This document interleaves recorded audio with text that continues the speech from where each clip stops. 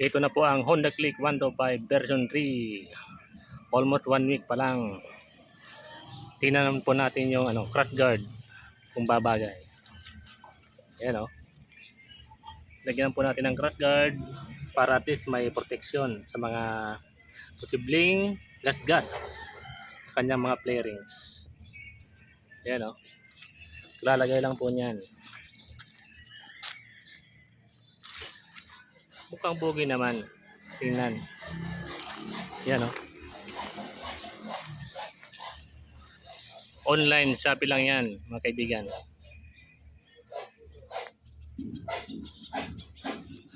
Pearl white color. Ayan. May sabitan pa pala dito. Tapos mga tornilyo. Ayan. Ito. Hindi pa natin naputulan yung puputulan lang natin yan. At ito po yung protection sa tapakan. Shopee din po yan. Yan. Click. Gandang tingnan, di ba? Ito naman yung side mirror streaking.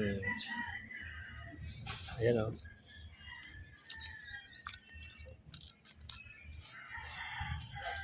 Kahapon lang po yan kinabit.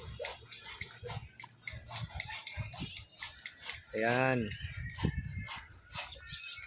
Napoleon Advanced Mirror Technology.